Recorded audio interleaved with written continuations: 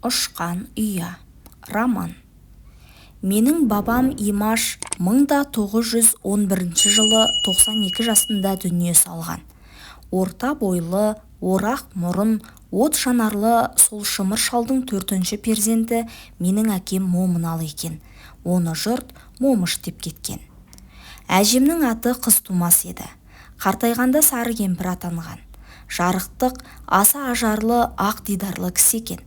Ондай ару сол кезде ел арасында некен саяқ. Ол біткеннің бәрі қазанның түп күйесіндей әкесіне тартып қара болды. Қыз жағы өзіме тартып аққұбаша ажарлы шықты деп отыратын еді жарықтық. Әжем өзінің ұлдарына өңшең аққұбаша аруларды айттыруға ынтық болған. Соның кесірінен менің әкем Момыш 33 жасына дейін салт басты. Сабау қамшылы жүріпті. Әжем оған: «Әй қарақұл, мен Құдайдан саған ай көрікті ақ перизат жолықтырғай деп тілейм. Тым болмаса немерелерімді жеркенбей сүйейін» дейді екен. Бірде көрші ауылда үлкен той өтіпті. Той ойын сауықсыз болған ба? Үлкен киіз үйдің ішінде жігіттер мен қыздар айтысып жатса керек. Той дегенде қу баста домалайды. Кемпір сампырлармен ілесіп, менің қыз тумас әжемде келген екен. Кәрі құлағы елең етіп, киіз үйден шыққан айтыс әнін естіп қалады. Біздің ауыл Мыңбұлақ басын ала, басыңдағы орамал жасыл ала, көңілің бізде болса Құдаша, біразырақ отыршы қасың ала. Қыздың даусы жайдары естілсе де жалтара жауап қатып отыр екен. Кәдімгі бас қосқан жердегі бастама өлеңнен ұзай қоймапты. Дегенмен сөз арасында жақсы жігіт дегенді желете берсе керек, қыз тумас әжем оны да сезіпті. Қарашаға, ендеше қарашаға, кисе киім жарасар аласаға, бас қосыппыз бұл тойда жақсы жігіт, өлең айтсақ болмай ма тамашаға. Бірақ жігіт жағы алғашқы екпіннен танбай ынтық көңілін ұсына беріпті. Мыңбұлақтың сулары сылдырайды, сұлу қыздың бұрышы бұлдырайды. Құдаша деп сыртыңнан құмартушем, ескергейсің ендігі біздің жайды. Құдашасына сонша өзі үйреп отырған кім екен деп әжесі есіктен сығалап қараса, қара батыр, Құдаша қара батыр, жай қайрар жасқанбай дара батыр. Тәңір айдап өзіңмен бас қосыппыз, осы кесесіз жаққа бара жатыр деп өлеңмен бір бой жеткен қара қызға аяқты бұрып тұрған өз Момыш екен. Әжем сонда ұлына айғай салып: «Өзің қазанның түп күйесіндейсің, күйеге күйе жұқса не болмақ Құдайым-ау» деп баласын үйден қуып шығыпты. Анасының айтқанын ішінен ұнатпаса да, әкем оның ырқына көнеді екен. Баласына қанша ұрысып қатал болса да, әжем менің әкемді жақсы көріп мақтан тұтып, бұл қарақұлдың түрі маған тартпаса да ақылдылығы тартты, соған да Құдайға шүкір деп отырар еді. Әкем содан айтыс қуып, әндетіп, жүре-жүре 33 жасында Байтана руынан Әбдірахманның Разия атты қызына үйленіпті. Ол менің шешем еді. Ол кісі мен 3 жасқа толар-толмаста қайтыс болған. Анамның қандай кісі болғанын тек әжем мен әкемнің әңгімелерінен ғана білемін. Қайран әжем өлілгенше Разия келіннің қазасына қайғырып өтті. Мезгіл-мезгіл тоқаш қуырып, ас пісіріп, келіннің аруағына бағыштап Құран оқытар еді. Жатқан жерің жәннат болсын, маңдайыма сыймай кеткен періштем Разия деп өзінен өзі отырып көзінен жас алып қайғыратын. Сөйтіп Разиядан қалған немерелерінің басынан сипап маңдайымыздан сүйетін. Разияның тұңғышы Үбіш, онан кейінгілер Үбиян, Сәлима, Алима, кілең қыз бала болады. Момыш әкемнің айтуынша, мен 1910 жылдың қысында, ескіше декабрьдің 24-інде туыппын. Әкем ол күні Әулие-ата шаһарында екен. Мен туған соң Ибаш бабам жан-жаққа кісі шақыртып, әкеме де хабаршы жіберіпті.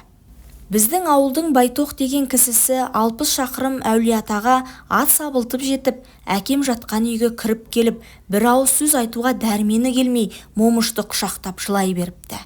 Әкемнің қарындасының үй іші үрпейісіп, бір жаманат хабар жеткен екен деп қорқып қалады. Ақыры бәрі Байтоқты жұлмалай, не боп қалды, айтсаңшы деп тақақтағанда ғана Байтоқ: «Жеңешем ұл тапты» депті. Үрейден үрпейіскен жұрт енді мәз-мейрам болып, қуаныштары қойындарына сыймай Байтоққа сүйіншісін беріп аттандырыпты. Әулиеатадан әкем қайтып келгенде ағайын жекжат құтты болсынға жиналып қалған екен. О, момыш, балаңның бауы берік болсын, Ахментей бабасындай батыр болсын, Ақмолда батыр бабасындай мәрт болсын, Бәйдібек батырдың әруағы қолдасын, домалақ анамыз жар болсын десіпті. Сөйтіп шілдехана тойға ұласыпты. Той соңында Имаш ағам алақан жайып ел қарияларынан бата сұраған екен. Төл немерең, бел немерең ғой, бата жөні де өзіңдікі десіпті ақсақалдар. Сонда Имаш бабам былай деген екен: Алатаудың қыраны мол еді, қырағы болсын құлыным. Қойнауы суға мол еді, бұлағы болсын құлыным. Елінің тілегі зор еді, шырағы болсын құлыным. Ата тілегің оң еді, құмары болсын құлыным. Бұл жер батырлар төреді, сыңары болсын құлыным. Жарық дүниеге келгеніме 2-3 ай болғанда шешем мені күн көзіне шығарып Имаш атамның алдына келіпті. Атам ерте көктем алдында ағаш отырғызып жүр екен. Ағасының қолын ұзартып қолғабыс беруге келді, депті шешеміз етпен иіліп. Атам еміреніп мені алақанын алыпты, қолыма жас бұтақ ұстатып. Құрық деп берсем құл болма, шыбық деп берсем шіл болма, бәрінен де шырағым баяны жоқ ұл болма, деп келініне мені қайтарып берген екен. Атасымен алғашқы дидарласуының құрметіне деп, алғашқы өсиет өмірлік өнеге болсын деп, әкем сол күні кешке мал сойып, ауыл ақсақалдарының басын қайта қосыпты. Мен туғанда әкем 50-де еңсеріп қалған кісі екен. Әжем жарықтық, әкемді балаларымның ішіндегі еті тірісі осы болды деп отырар еді. Әкем өз бетінше талпынып жүріп, ескіше сауатын ашып алыпты. Содан өлгенше өз бетінше оқып тоқыған адам. Ол есеп қисапты тәуір білетін, тіпті орыс алфавитін де ежіктеп шығара беруші еді. Жас күнінен ағаш ұста болыпты, етікші де атаныпты, тәуіпшілділігі де бар екен. Әсіресе зергерлікті жақсы көрген. Біздің елде одан өткен зергер ұста болмаған. Жігіт күнінде қыз келіншектің көңілін аулау амалымен үйренген зергерлік өнерін әкем қартайғанда тастамаған. Мұнда ол соққан сақина білезікті салып жүрген көзі тірі кемпірлер бар. Ал ол кемпірлер бір кезде уылжыған жас еді ғой. Әкем өз жанынан өлең шығарып, жиын тойда айтысқа да түсіп жүріпті.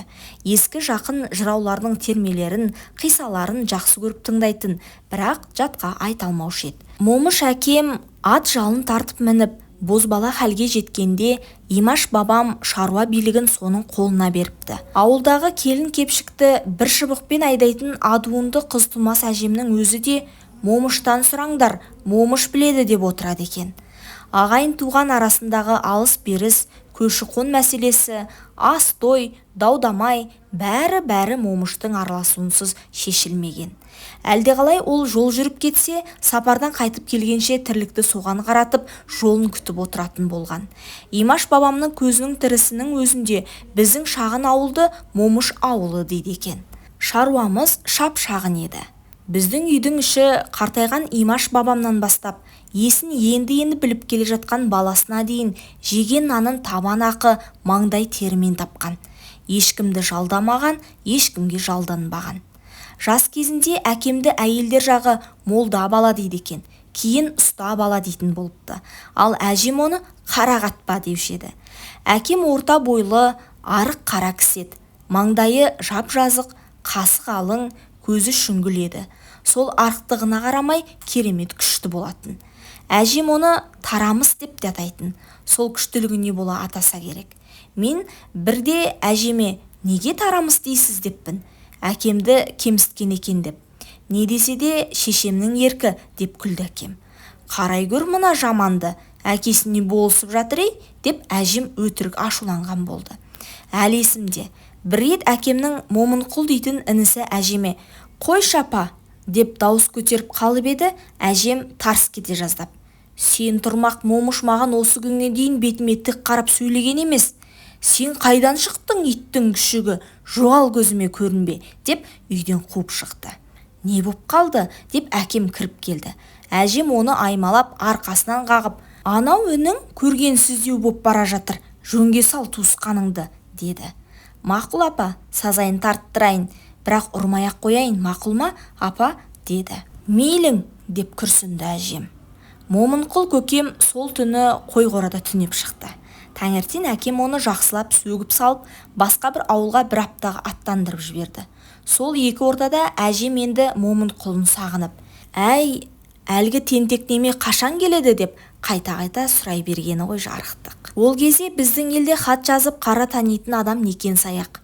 Молда дейтін молдалардың өзі Құранның о жер бұ жерінен шала шарпы жаттап алғаны болмаса, нағыз дүмшелер. Ал момыш болса, өз бетінше тырмысып, сауатын ашқан кісі. Сонысымен бүкіл аймаққа әйгілі сыйлы адам еді. Жаңадан билік құра бастаған орыс әкімдері алым салық қағаздарын шығарып, қол қою, бармақ басу деген әдетке айналды. Шағым жазу, арыз жазу салт болды. Ал қара танымайтындар арыз жазып бер деп әкеме келеді. Әкемнің әділдігіне сенеді. Ояздың қасында о кезде тілмаш болар еді. Тілмаш дегенің елді билеп төстеген сұмпайының өзі. Соның аузы дуалы. Ұлыққа сол не десе сол болады. Арызды тілмаш Оязға не деп аударып жатқан сауатсыз қазақ қайдан білсін? Әкемнің айтуына қарағанда тілмаш дегенің пара жегіш, дауласкер, екі жаққа бірдей сорушы жемқор болған. Сенің сөзіңді сөйлеймін дейді де ұлыққа әңгіменің өңін айналдырып жеткізе береді. Ел ішінде неғұрлым дау-дамай, айтыс-тартыс, жанжал көп болса, ұлық пен тілмашқа соғұрлым тиімді. Екі жақты бір-біріне айдап салып, шабындырып, сабылдырып, шығындатып, арандатып, алдап, ұрып ала беру сол кездегі чиновниктердің, атқамінерлердің тәсілі болған. Ол кезде әрбір 3 жылда ояз болыстар мен билердің төтенше съезін шақырар еді. Оның қарсаңында сайлау науқаны сапырылысып, екі ұдай тартыс, жік-жік айтыс, пара беру, жала жабу, бірін-бірі тірсектен қағып, орға жығу, айла тәсіл, қулық сұмдық болыстыққа талас өрттей қаулай берер еді. Сайлау тәртібі бойынша тас салуға 50 түтіннен бір кісі өкілдік алады. Ал іс жүзінде бір рудың атынан бір мықты ғана сайлаушы. Бір ру елдің еркін сыртынан сатып, сол елдің азаматтарының атынан сөйлеп, сонысы үшін пара алып жүретін пысықтар аз емес. Шынтуайттап келгенде дауыс беріп тас салу дегенде жай сөз. Чиновник оған қарамайды. Болыстыққа таласқандардың қай жағы дүниені көп берсе, сол жағына қарай қағазды икемдеп жібереді. Сайлау қағаздарын қалай жасаймын десе де өз қолында. Соны білген атқамінерлер Ояздың чиновнигінің аузын алуға жанын салып бағады. Күштінің алдында байқұстар бас изейді шыбындап. Бақталастар бірін-бірі балағаттап, қаралап бағады. Домалақ арыз ағыладай келіп. Арызды оқып жатқан ұлық болмаса да, қайран қазекең арыз жазып қалуды парыз санайды. Ол болмаса басы ауратындай көрінеді, бойына ас батпайтындай көрінеді. Ұйқысы шала, күлкі жоқ, есі дерті айбақтатып арыз жазсам дейді баяғы. Бір жолы өңшең атқамінер пысықтар сайлау алдында жиналып алып қатты сассын. Жандары алқымға келіп қиналып тығырыққа тіреліпті. Ойбай, қағаз тоқтап қалды дейді ғой бір-біріне қатты сасып. Асу бермес асқар белдің алдында амалы құрғандай боп тұрған кездер екен. Ішінде әкемнің нағашысы Байтана Текебай би де бар екен. Ол кісі қайта сайланудың сары уайымымен ахлеп-үхлеп берекесі кете беріпті. Оязға дер кезінде мына қағаз бармайтын болды деп қатты қайғырғаны сонша, соны көріп менің әкем момыш, не боп қалды, неге қиналдыңыз деп сұрайды. Жартыны ешкім жаза алмай қойды ғой құдай-ау депті би. Жарты дегені 2-ден 1 екен. Мен жазалам депті менің 24 жасар әкем. Сен жаман неме, не жазып жартамын дейсің? 2 күннің 100 болды. Ол қиын жазуды мына оққан молдалардың өзі түсіре алмай отыр деп Текебай сене қоймайды. Мен жазып берсем қайтесіз депті әкем. Әкемді салы суға кетіп отырған молдалардың ішіне алып барады. Сонда момыш 2-ден 1 деп жазып, жарты дегеннің осы екенін түсіндіріп беріпті. Қанша күн басы қатып қамалып отырғандар өңі кіріп, қайта тіріліп, қуанып, құнжындасып, әкеме тәнті болып қалса керек. Текебайдың бақталасы Талас Алатауының бөктерін жайлаған Жаңабайдан шыққан Байзақ Датқаның баласы Қабылбек деген кісі екен. Байзақ Датқа заманында Қоқан ханына қарсы шығып, содан қапыда қолға түсіп, Құдияр ханның жарлығымен зеңбіректің аузына байланып атылып кеткен. Енді міне сол байзақтың 50 жастағы ұлы Қабылбек Текебаймен тіресіп қалған кез екен.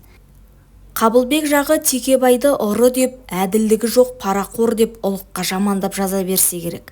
Сонда Текебайдың 30 жастағы үлкен ұлы Серкебай Қабылбек жағының әлгіндей жаласына шыдай алмай, жанына 10 жігіт ертіп, Қабылбектің аулына тасырлатып жетіп барған дейді.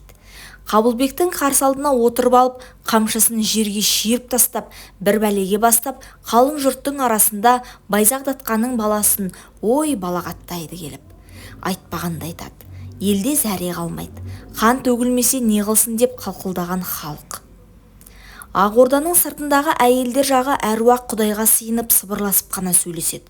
Ал Серкебай ақиланып алса керек, ар намысқа тиетін ауыр сөздер айтып айғайлап отыр.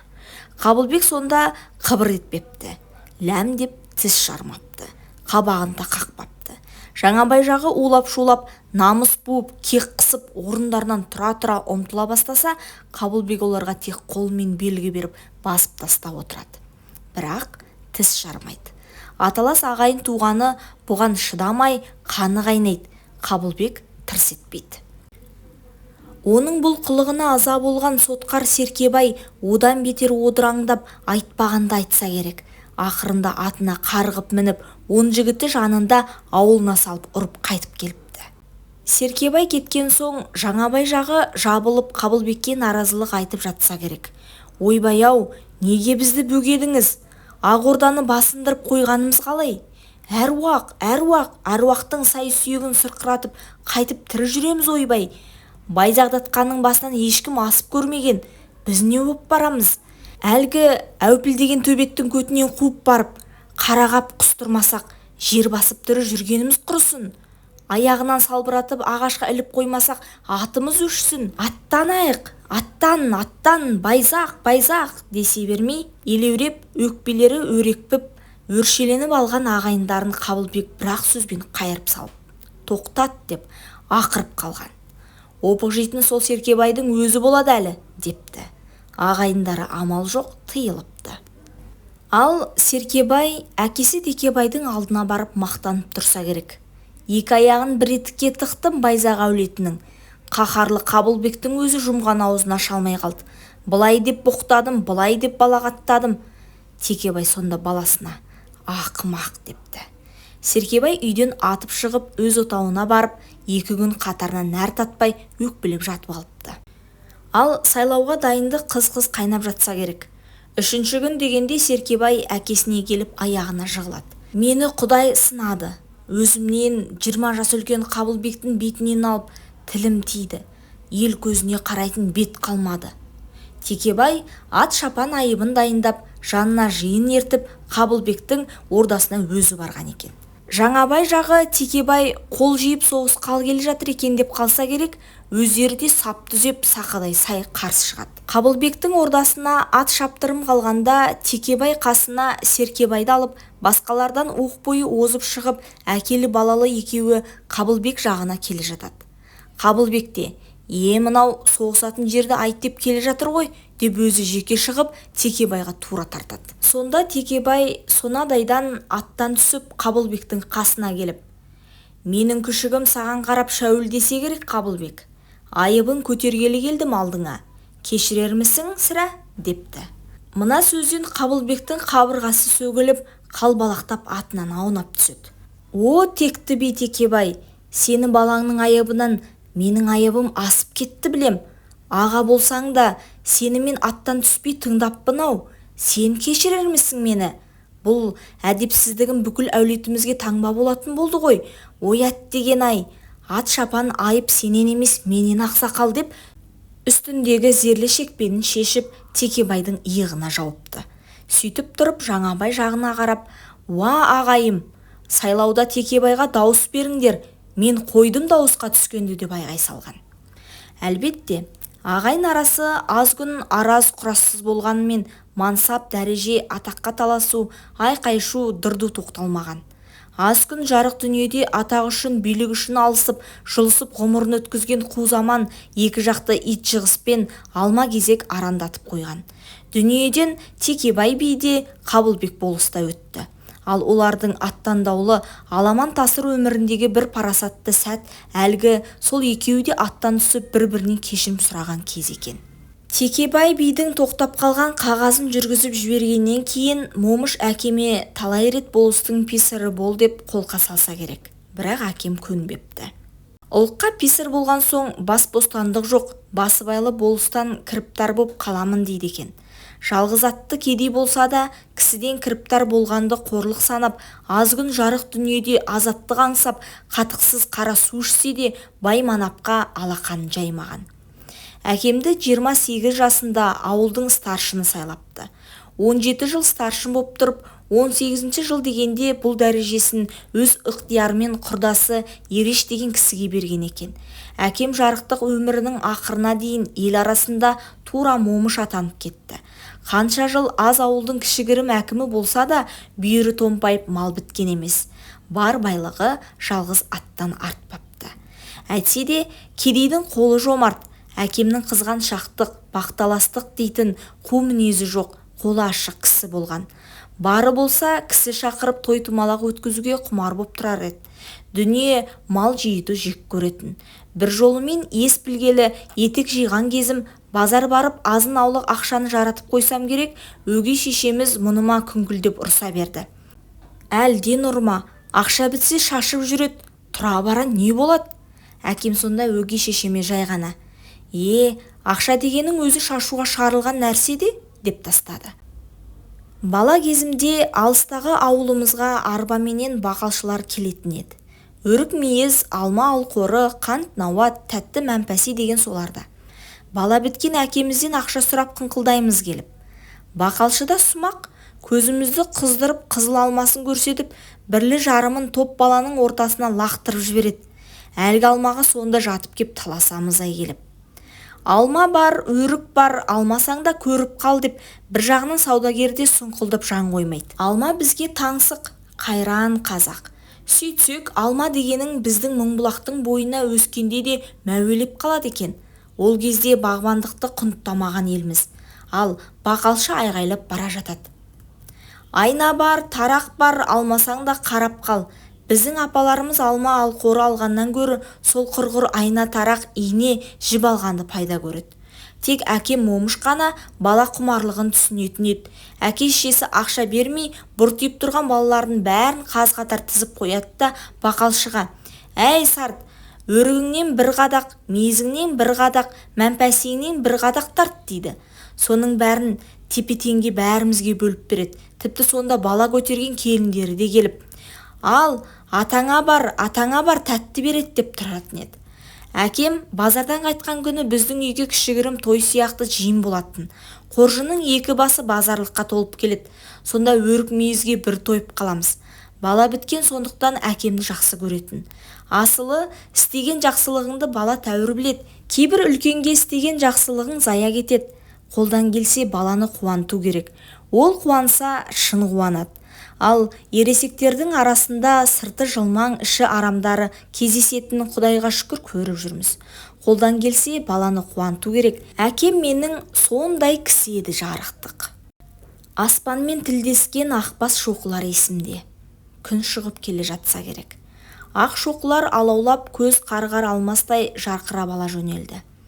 Күнде бұл уақытта киіз үйде пырылдап ұйықтап жататын бала әлдеқалай оянып кетсем керек, әлгі күннің тау шоқыға асыла шығып келе жатқанын көргенде дүниенің бұл кереметіне түсіне алмай тұрып қалған болармын. Тау бөктерінің таңғы самалы тіс сақылдатады. Мына күннің шығып келе жатқан суретіне қадала қарап қалған қалпымды салқын самалда бұза алмаған болар. Ойпаңда қаз-қатар киіз үйлер, бөктерді жағалай қой өріп барады.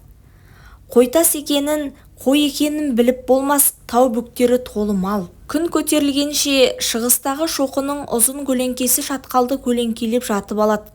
Күн көтеріле көлеңкеде қысқара береді.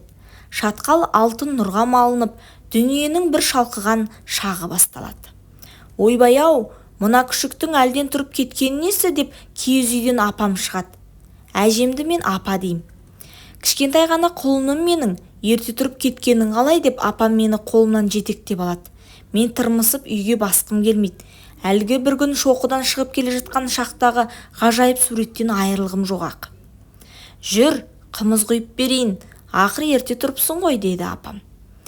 Мен жалаң аяғымды тасқа тіреп тырысып бағам. Сөйтсем кәрі апам: «Жүрмесең мейлің, қымызды түк қалдырмай өзім ішіп қоям» деп үйге кіріп кетеді.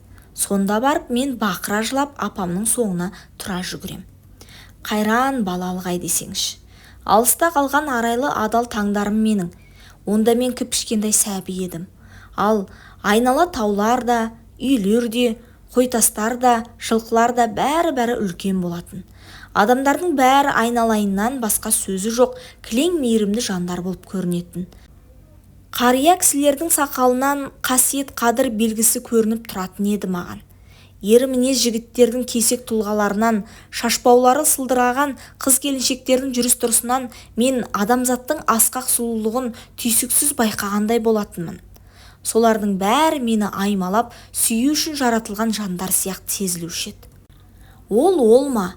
Анау асқар таулар, етектегі еңісті шексіз дала, көгілдір аспан, түнде жымыңдаған жұлдыздар, толықсып туған ай, жасыл жайлау бәрі тек маған ғана елжірей қарап, мені ғана аймалап әлдилейтін сияқты еді. Дүние сенің сәби кезіңмен көргендегідей өмір бойы қайырымды, аспаны күмбез, желі жібек, әдемі ертек болып тұра берсе ғане. Тек оқта-текте ауылдың үстін, тау бөктерін тұнжыр бұлт торлайтын. Бұлт сонда үнсіз-түнсіз шаруақор менің әкеме ұқсайтын. Ал күн күркіресе, апамның ересек балаларына ақырып зекіргені есіме түсіп жым болам. Жаңбыр жауса, жас баланың көз жасындай кімді аяйтынымды білмеймін, әлдегімге жаным ашып, жаңбыр жауса жылағым келетін. Биелер шұрқырап, құлындар құтырып, ауылды айнала шауып еріксіз елеңдетеді. Алақұйын айдалаға сенде жүгіре жөнелгің келеді. Енді бірде аспанға аң-таң боп қарап қаласың. Буда-буда бұлттар жалы желбіреп шауып бара жатқан асау айырлар сияқты. Кейде шөгіп жатқан түйелер сияқты. Кішкентай қолдарыңды созып, сол керемет дүниеге ұшып барып, әлгі қанатты тұлпардың жалынан сипалағың келеді.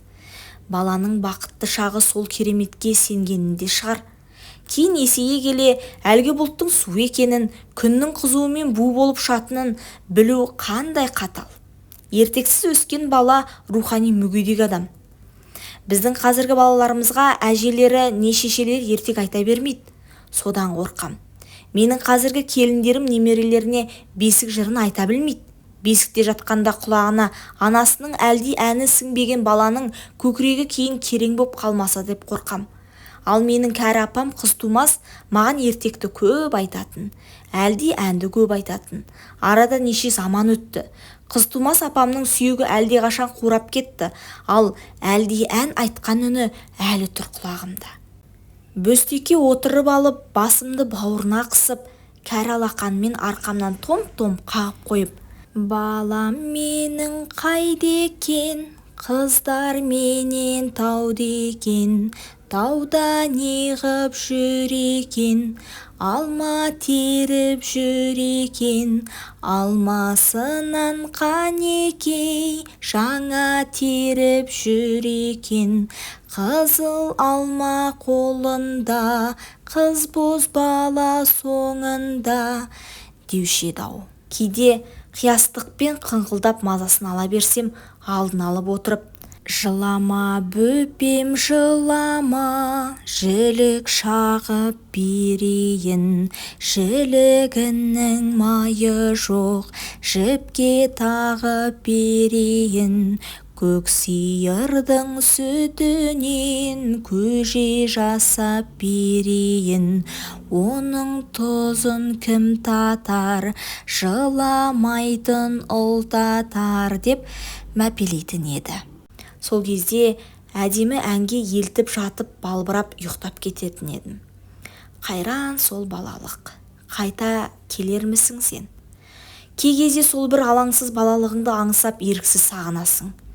Әлде қайдан асыр салып, жол шаңын бұрқыратып, тұлымын жалбыратып, екі бетін албыратып, дүниені даңғыратып сол балалығым шыға келетіндей айналаңа жалтақтай беретін кездерің жиі болады. Алайда балалық қайдан келсін? ойыңа сол шақтардың өрнектері ғана, үзік-үзік бөлшектері ғана, сапырылысқан ретсіз саздары ғана оралады. Сен соны тұшынасың да тамсанасың да еріксіз жымиясың. Осы сәтте бір шеттен балалық дәуірдің бір елесі де жымиып тұрғандай сезіледі. Біздің кейде өткенді еске алсақ, тұтас тұлға іздеп, бүгін бір жүйелі оқиға іздеп, кесек-кесек кереметтер іздеп ерекше мән беріп қарайтынымыз бар. Дәл осы өлшем балғын кезге келе бермейді. Өйткені бала жүрегі, бала көңілі, бала ойы алғашқы көргенін, алғашқы сезгенін, алғашқы тұшынғанын қаз қалпында тұнық күйінде болмысына ұйытып алады да сол қалпында сақтай біледі. Бала қиялы ол көргендерімен көлемді ой түйіп жатпайды, қайта үзік-үзік үміттің өзінен рахат сезімге бөлене береді. Дәл қазір менің көз алдыма да сонау сәби кездегі қызық пен қуаныштың елестері түйдек-түйдек жаңғырып, жанымды жай таптырмай отыр. Көзге ыстық көне суреттерді қайта қарағандай, соның бір-екеуін келтіре кетейін. Міне, Үбиян әпкем үлкен үйден шықты да қазан басына бет алды. Мен оны көре салып борсаңдап, сүріне қабына еркелей жүгірем. Әпкем аяғымды жерге тигізбей қағып алып, аспанға көтереді. Мен сықылықтай берем. Әпкем биікке мені бой создырып мәз болады. Сонан соң ол кенет ет бауыры елжіреп, мені камзолының омырауын ашып, қойнына жасырып алады да жүгіре жөнеледі. Бауыр құшағы қандай ыстық еді шіркін. Енді бірде ортаншы әпкем Алиман мені ойнатып жүріп, үйдің ескі құсқысынан дөңгелек қора жасады. Сол қораға еліктіріп әкеп қамап, аузын ермен бекіткені бар. Өзі көрші қыздармен кетіпті.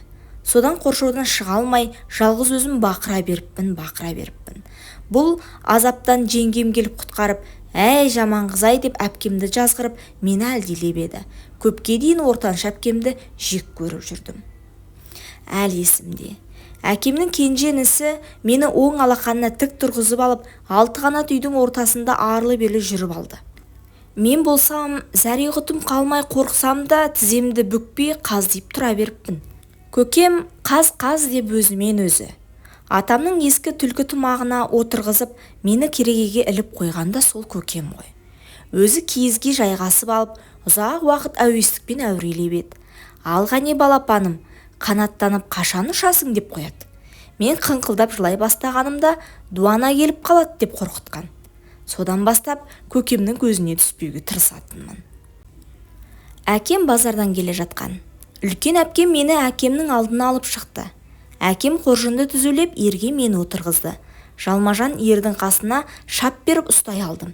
Әкем ат тізгінін жетектеп келеді. Үйге дейін 30 шақты қадам қалса да, мен ердің екі жағына алма кезік ауытқып, қоржын ішіне сырғып түсе бердім. Әкем рахаттана күліп алып, қайтадан ерге отырғызады. Әпкем болса қатарласа жүріп, «Қорықпа, берік отыр» дейді. Бұл менің ат жалына алғашқы қол артуым еді. Тағы бір жай ойыма оралады. Киіз үйдің төрінде бір топ ауыл ақсақалдары жамбастай жайғасып, баппен қымыз ішіп отыр екен. Әкем дастархан шетінде қымыз құйып отыр. Ол мені ымдап шақырды да құлағыма, «Сен немене, аталарыңа сәлем беруді ұмытпа дегенім қайда?» деп сыбырлады. Мен қатты қызарақтап үйден шыға жөнелдім. Сыртта біраз тұрдым да нық басып үйге қайта кірдім. Көпшілікке қол қусырып тұрып, «Ассалаумағалейкум аталар» деп әр сөзді қадай-қадап айттым. Бұған әрине бәрі күлісіп жатыр. Өткенмен мені араз етіп алмау үшін бәрі де бір ауыздан «Алейкум сәлем» десті. Сонан соң әрқайсысы маңдайымнан сипап мақтайды. Жақсы сөзге мәз болып, мен әкемнің тізесін ала жайғасамын. Ол басымнан сипап отырып, «Жарайсың балам, үйге кіргенде әрқашан үлкендерге сәлем беруді ұмытпа, әдепті бала сүйтеді» дейтін. Әкем маған ата тегіміздің аты жөнін үйретуші еді. «Кімнің баласысың?» деп сұрайтын ол. Мен Момыштың ұлымын. Момыш кімнің баласы? Момыш Имаштың баласы. Осылайша 7 атаға дейін жетелеп отырып санатады. Ал келген қонақ ең алдымен атымды сұрайтын. Сонан соң менің 7 атам жөніндегі білімімді тексеретін. Ел танудың басы ең алдымен осылай басталатынын ол кезде кім білген. Әжем малдың тілін ұғуды үйретуші еді. Қозы маңырайды, бұзау мөңірейді, құлын кісінейді, бота көзі мөлдіреп ақсайды, қодық ақырады. Әжем маған зұлым қасқыр, жымысқы түлкі, дәрменсіз қоян, сүйкімді құс, сұрапыл сұңқар жайлы ертегілер айтатын. Кавказды аралаған кезімде 3 күн қатарынан ашық аспан астында түнегенім бар. Сонда ұзақ уақыт ұйқым келмей елес қуып, өмір өткелдерінің теңізіне жүзіп кеткен кездерім көп болды. Сол өткелдердің көбіне аялдамай, балалық шағым мен әскери өмірімнің белестеріне қайта-қайта көтеріле беретінімді өзімде аңғармай жаттым.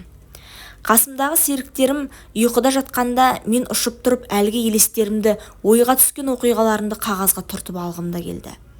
Алайда оған жарық қайда? Мен тек аспанға қарай бердім. Менің шарасыз күйімді түсінгендей жамыраған жұлдыздар жан-жақтан жымыңдап көз қысады. Әлдеқайда алыс тоғай ішінен тау жынысының тыныштығын қорғағандай үкінің үні құлаққа келеді. Қылаусыз ашық аспан. Жарқын күлкісі жүзін жайнатып жібергендей биікте ай баяу жылжиды. Майда мамық сыбдыр бар. Бұл түнгі ұйқыдағы ағаштардың тынысындай секілді. Өркеш-өркеш жота. Жоқ, бұл қаз тізілген түйелердің өркешіндей елестеді. Сонау көгілдір аспан жиегінде шөккен түйенің өркештері көз алдынан кетпей тұрып алды. Бұл Алатаудың айғыз-айғыз шыңдарына тіпті де ұқсамайтын еді. Нағыз алып өркештер көргендей болдым. Сол сәтте тағы да бала кезім ойға оралып еді. Онда мен 5-те ме, әлде 6 жаста шығармын. Әжемен бірге жатушым. Әже құшағы қандай ыстық, қандай мейірбан десеңші. Көзім ұйқыға кеткенше әжем айналып толғанып арқамнан қағып жатқаны. Еркелеп жатып қалғып кеткеніңді өзіңде аңғармай қаласың. Бір күні түн жарымында оянып кеттім. Орнымнан сездірмей тұрдым да әжемнің төсегінен алыстай бердім. Ондағы ойым қораның екінші бетіндегі жем жатқан үйге бару еді. Екі үйдің ортасында ентіресіп мойындарын көкке созған күйі маңғаз түйелер жатыр екен. Жүндері үлпілдеп түнгі самалға желпілдегенде сезілді. Түйелердің арасымен жүріп келе жатып, мен мамық жүнді ақ ботаның қасына еріксіз тоқтадым. Осы жерде отырып жұлдызды аспанға телміріп ұзақ қарағаным есімде. Ай мені еркелете күлгендей сезілді. Ал қас тізілген түйелердің өркеші тау жоталарындай көлбеңдеп көрінгендей еді. Түннің мамықтығы сонша, мен боталардың баяу демін айқын естіп тұрдым. Мен әкеме келе жатқанды ұмытып, осы жерде таңырқап тұра беріппін. Ертеңіне үйдегілер мені 2 ботаның ортасында ұйықтап жатқан жерімнен тауып алды. Әкем мейірлене күліп алды, ал әжем қатты ашуланды. Содан бастап әжем үйдің есігін бекітіп алатын болды. Осы бір алыста қалған балалық шақтың бал түні сұрапыл соғыс кезінде елестер деп 3 ұйықтасам түсіме енген емес еді. Алайда қан майданда жүріп мен сондай түнді елестеткенім бар. Өзімді көп өркештің ортасында, тау ішінде, нұрлы айдың аясында, баяғыдай кіп-кішкентай сәби сәтімде тұрғандай сезіндім. Сөйтіп мен 5 жаста едім. Ауылымыз Алатаудың Ақсай және Көксай шатқалынан төмен ауып, жаз жайлаудан Мыңбұлақ ойпаңына келіп қонып жатқан. Бұл жер шөбі шүйгін, айналасы ашық жалпақ жазық. Сол жазыққа ауылымыз жағалай үй тіге бастады. Ерте күздің еріншек күні қоңырқай жылуын себелейді. Ел іші көші қоннан әлі басыла алмай абыр-сабыр. Көз жеткен жердің бәріне мал қаптап, жағалай жайылып жатыр. Үлкендер қамқор тірліктің қамымен жүргенде, біз емін-еркін ең жазықты жалықпай ойнаушы едік-ау.